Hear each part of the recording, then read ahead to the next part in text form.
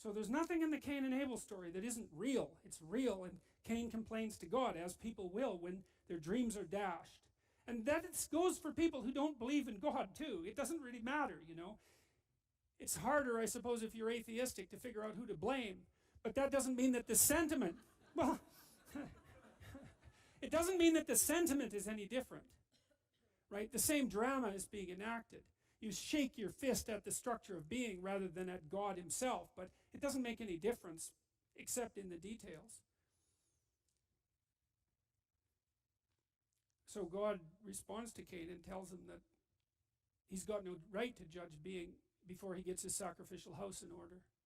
And even worse, he says that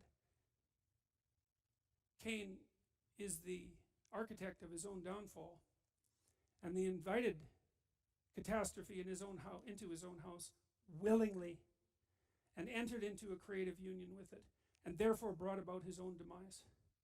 And it's that additional self-knowledge. And you can imagine too, you know, imagine that you're facing your life, you're facing the failures of your life, and let's say that you've had a failed life, and you're bitter about that, and then you meditate upon it and you think, well, why has this come about? And then you think,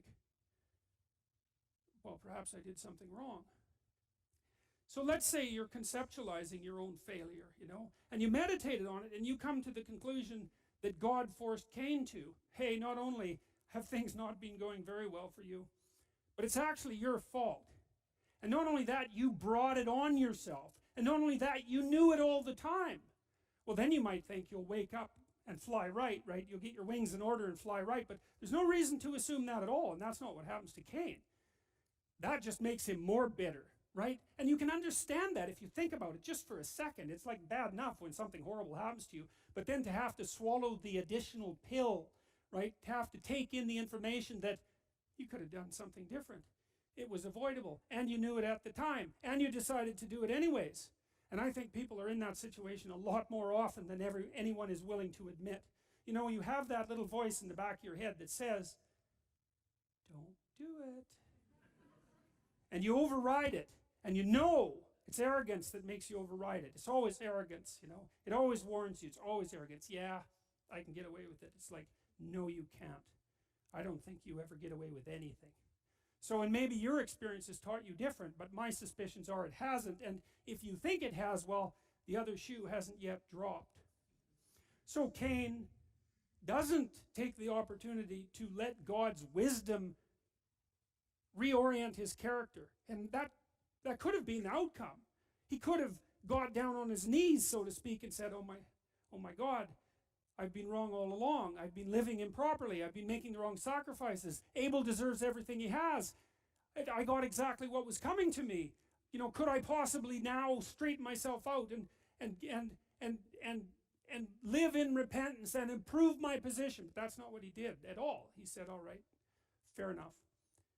I get it. It's like, I'm going to go after the thing I most admire, and I'm going to destroy it. And I'm going to do that despite its cost to me. And I'm going to do that just to spite the creator of being.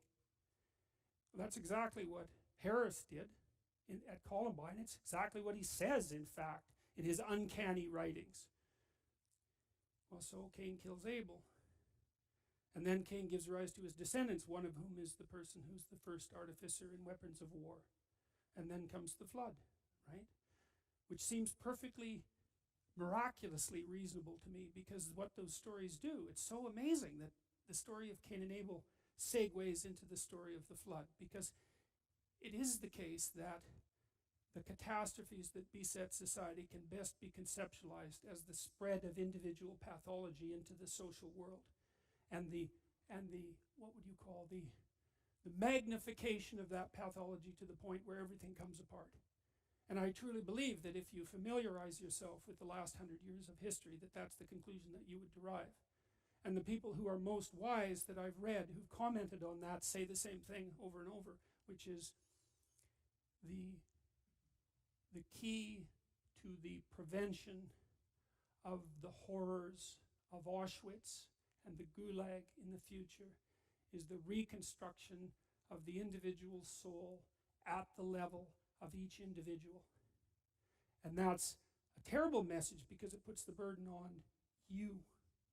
But it's an amazing message because it also means that you could be the source of the process that stops that catastrophe and malevolence from ever emerging again.